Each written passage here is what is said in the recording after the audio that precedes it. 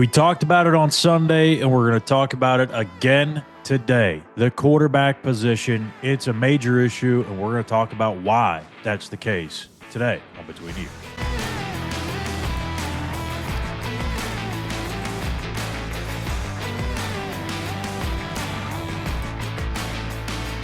Good Wednesday morning, everyone. Schuyler Callihan here with another episode of Between The Eers. Make sure you hit that like and subscribe button here on our channel at West Virginia on SI. We've got new shows dropping every Sunday, Tuesday, and Wednesday. Tomorrow, Eugene and I will be breaking down the matchup with the Panthers on the Walk Thru GameDay Show.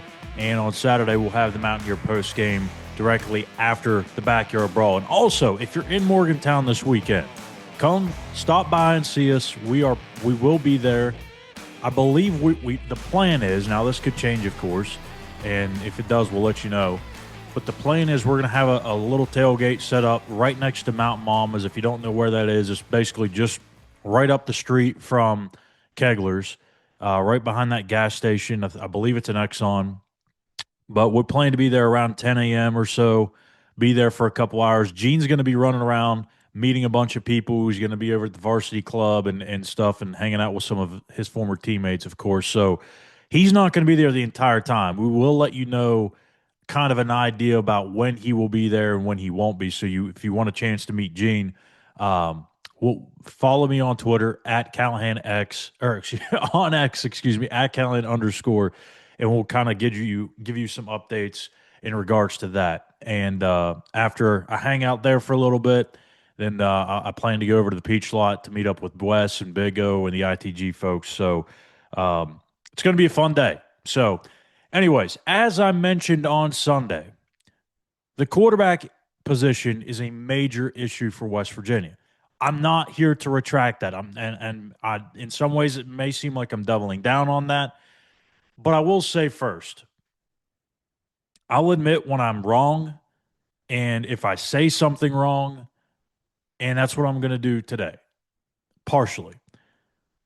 I misspoke on what I was trying to say, or maybe I just misdelivered the message that I was trying to get across. I heard a lot of people, or saw a lot of people, I should say, in the comment section that, quarterback situation is not nearly as big of an issue as the offensive line is. Yes, it is. Yes, the offensive line is a big issue. And the reason I'm saying that the quarterback spot is maybe the biggest issue is because your offensive line is a major issue. So they really kind of go hand in hand. I don't know that you can really rank one over the other, and that's my fault. I shouldn't have done that. That's on me. What my message was trying to get across is when you have an offensive line that is struggling, you have to have a mobile quarterback. If you don't, you're toast. Like we saw last week, every time plays were covered up and Nicco would go to take off, it was too late. He wasn't outrunning anybody. That's just the nature of his style of game. He doesn't have that extra gear or that extra shift to him. He can run, and yes, he did get some runs, but many of those runs that he did pick up decent yardage were when they had dropped 8 guys and the protection held up and he just said, I'm going to just go ahead and take it. It wasn't where he was running away from guys in the pocket. That's not the case. Now, I'm not also blaming this on Nicco completely. So, and I think a lot of people took it that way.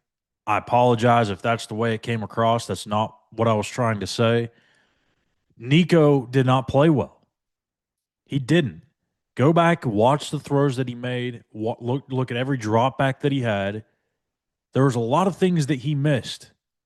There were some bad throws that he had. Or maybe not bad throws, just wasn't placed well. The one that just comes off the top of my mind every time we have discussed this is that little pass to Jacob Barrick along the sidelines, the tight end. Wide open. Barrick, yes, probably should have caught it too, but it wasn't also the greatest throwing ball either. Nicco missed some things in that game that he would love to have back, and I guarantee you he'd say the same thing. It wasn't just the offensive line. It was also Nicco missing things in the pass game. It was also Nicco not being able to run away from defenders. And that is what I was trying to get across is that, look, it's hard to have a pocket passing quarterback when you don't have a pocket, right? So you got to have some mobility back there. I get you want to have somebody that really understands the offense, knows where to go with the football, and that is what is problematic. As Jed talked about on ITG the other day, Nicco is that guy. Jalen, Max Brown, Scotty Fox, Khalil Wilkins, those other guys have not earned that trust just yet to kind of go in there and run the entire offense. That's what Nicco has done. He has earned that trust. So when the guy that has earned that trust isn't mobile and the offensive line is not been playing well, that's problematic. That's why there is a major issue at quarterback because the guy that does have that can't move around. So yes, it's the offensive line as well. I'm not glancing over that or glossing over that. 1,000% the offensive line is not playing well. However, folks, it's not like Nicco was met with pressure right in his face the moment the ball was snapped every time. That's not it at all. I had this note down, and I'm wanting to make sure I had it right. PFF has a neat little tool. You can go and kind of filter things out, and you can, go by conference, week, a whole bunch of other things. And the one thing that I was looking for was time to throw. So I filtered that out, went minimum 20 dropbacks, all of FBS last week. Nicco ranked 37th in time to throw at 2.87 seconds. 37th. That's not bad. It's not great. It's not ideal. You'd love to have 4 or 5 seconds to throw, but it's not bad. When I went and watched the tape, watched it 2 times, really focusing on the offensive line so I can get a better idea as to what the issues were. From what I noticed, the biggest issues were more in the run blocking aspect of this than it was the pass protection. Nicco had time to throw the ball. There were a few occasions where he didn't, and he had some guy getting drive back into his face, but more often than not, he had enough time to get the ball out. And when he did get the ball out, sometimes it was just a little late. Maybe it wasn't the right read, or like I mentioned earlier, just wasn't a good throw. Eli Holstein last week against Central Michigan, the Pitt quarterback, he ranked, I believe, like 47th or 40th. I don't have this in front of me, but I know for a fact he had less time to throw against Central Michigan and put up 304 yards in 4 touchdowns. Now, we can sit here and say, well, it was Central Michigan, yes, but it was also Ohio.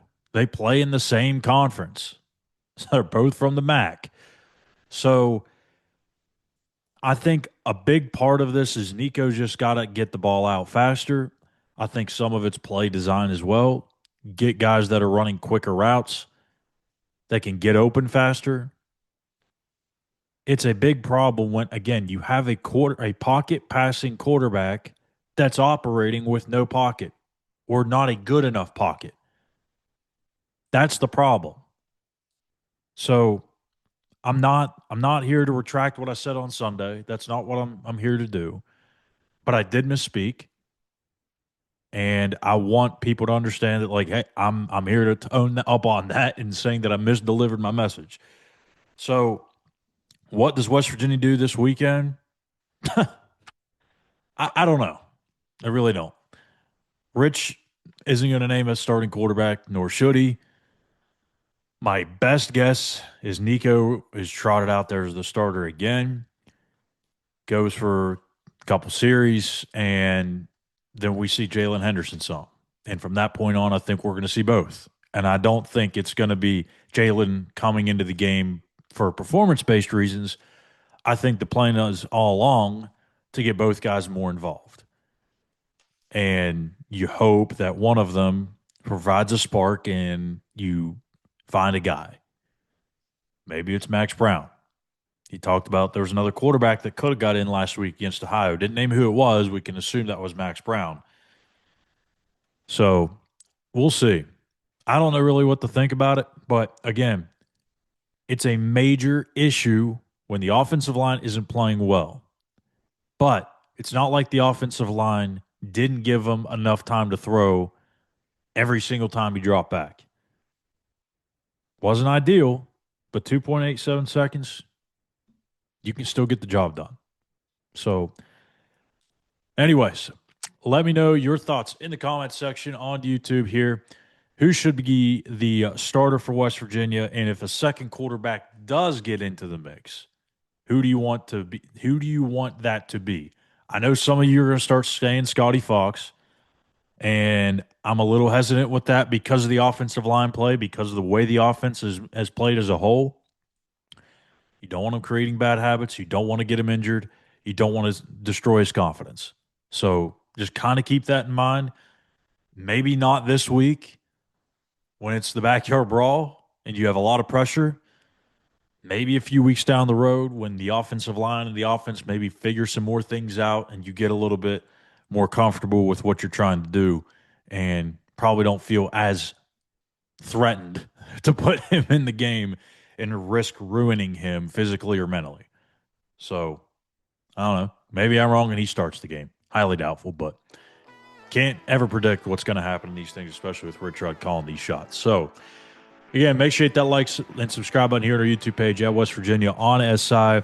That'll do it for me here today. We'll be back with the Walk Thru GameDay Show tomorrow. And again, if you want to hang out with us and stop by and say, hey, we'll be around the Mountain Bombers, that parking lot right there, for a couple hours, Eugene and I, before we make our way over to the ITG tailgate with Wes and Big O's. Thank you guys for watching. We'll see you tomorrow on the Walk Thru GameDay Show.